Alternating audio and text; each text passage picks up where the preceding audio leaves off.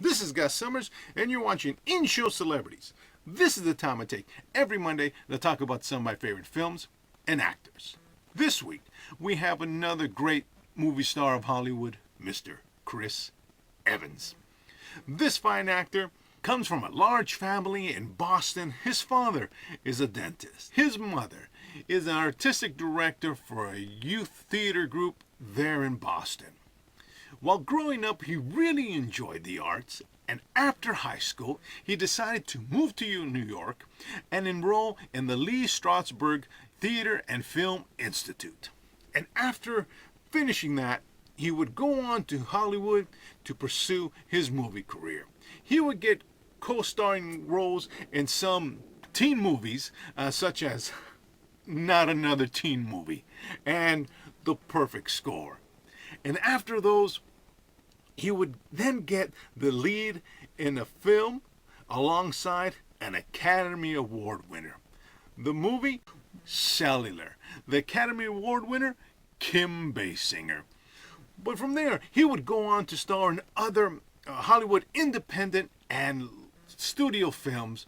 But of course, the films that really launched him into a movie star status were those superhero films, The Fantastic Four and The Fantastic Four Rise of the Silver Surfer. But of course, he would go on to land one of Hollywood's most coveted roles, Captain America.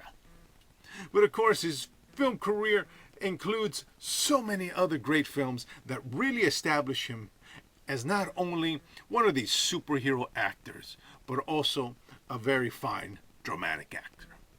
Well, first up is a film that falls in the science fiction genre. The movie, Push. He stars as Nick Grant, a son of a special ability human. These humans have all sorts of different abilities. Some are able to, what they are called, are pushers, where they're able to push organic or inorganic objects in any direction. You have watchers. These people have the ability to look in the futures. Or sniffers. They have these this ability to be this super bloodhound, basically. They can sniff something and find you. Then you have others who are called shadows, who can pretty much kind of shield you, protect you. From people not knowing where you are. They have all sorts of different abilities. Well, in the beginning of the film, you see a young Chris Evans who is being led through this hotel by his father. His father's trying to protect him from this secret organization called the Division. The father aids, his son to get away because the Division is there to kill him. Well, the Division is run by an agent whose name is Carver. Agent Carver. Another great actor. Jamon Han-soo. You know him from all sorts of films. He has that ability to play, that sinister, dark character, who is, will do it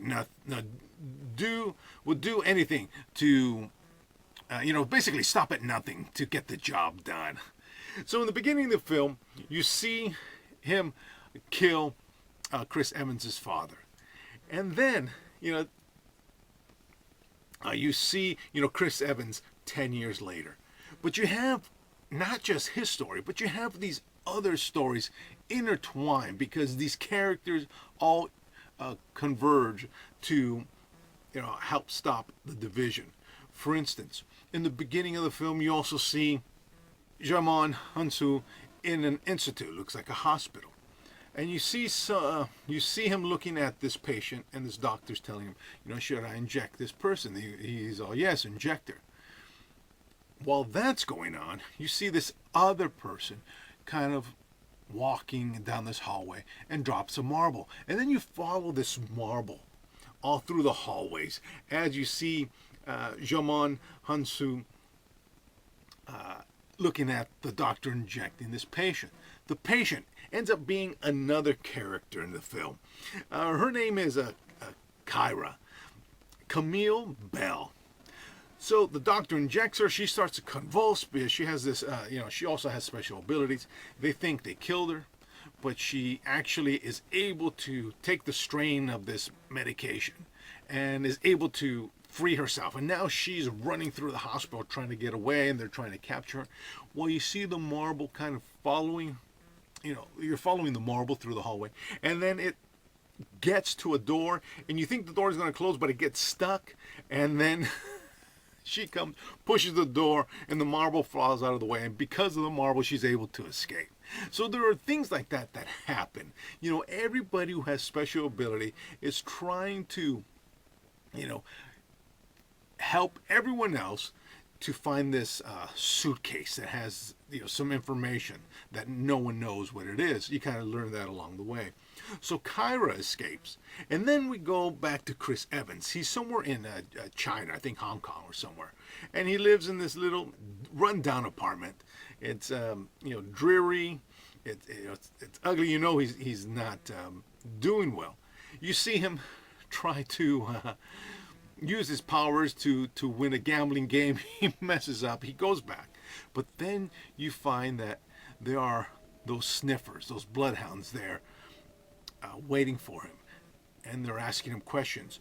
Where is this girl? We know you know her. He goes, well, you know that that I haven't seen her. You can tell because they have the ability to kind of touch what he has around the apartment and see if he's lying or not, because they can pick memories up from objects. It's pretty fascinating. So he hasn't seen the girl. They let him go, but then right away he gets a knock on the door, and it's this young girl. She's a watcher. Another actress that you see all sorts of places right now, Dakota Fanning. She plays Cassie. She's a watcher, so she can see into the future. She ends up asking him for help because she tells him, I've seen you help me. You need to help me find this case, because by finding this case, we can bring out the division and we can help save my mom, because they have my mom, and my mom is basically one of the best watchers that they have. And so now you see him talking to her, believing her, not believing her. She leading him to places where she has seen they're going to go. So he decides to help her. He doesn't realize where she ends up leading him, and to the people she leads him to ends up being Kara, the one who escaped. And now they come together. And now they're being pursued by the division. Jaman Hansu is pursuing them because now he knows that they're involved. And he has all his different cohorts in the city trying to get them, because they want to get them, because they know it's going to lead them to this case. And this case is going to, like I said, give us all sorts of answers. But, it's interesting. His ability to push people and objects, which is pretty cool.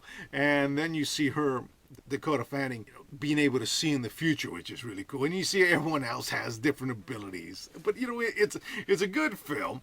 I enjoyed it, because of the sci-fi aspect of it. It's a popcorn movie. You'll probably want to watch it just to have fun with it. If you do it that way, I think you'll like it. Well, next up is another film that is actually very deep. There is a lot going on in the film besides the action itself. The movie, Snowpiercer.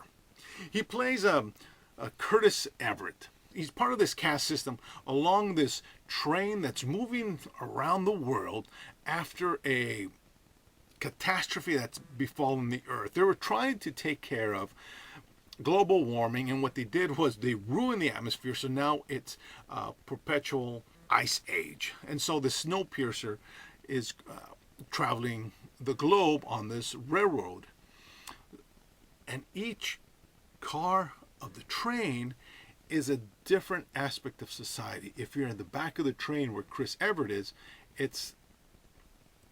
they're the throwaways, the untouchables, the ones that have no value. And as you move closer to the front, you become more elite. So in the back, they said you have Chris Evans, kind of a semi-leader these group of people. They get fed this weird gelatin type of meal. It looks terrible. It looks like dirty Jello. That's what they get to eat, and they're dirty and they're just barely surviving. And they're led by another great actor. Of course, his name is a Gilliam, John Hurt. And he has you see him missing a leg and an arm, and he's walking with a crutch, and you find out later what happened to him to end up that way. But their plan is to try to get past the guards and get into the rest of the train because they're tired of living the way they've been living. Well, what happens is that the guards come in, different people come in to take the children. So at different ports, they point guns, they take the children, and they give them their food, and it's all basically run by the deputy minister. Her name is Mason, but of course, fantastic actress, Tilda Swinton. So she comes in, and she has this weird old school mom look, big glasses, black hair, and she talks into the microphone, and she does this hand thing, you must appreciate all that we've done for you. We picked you up, and saved your life.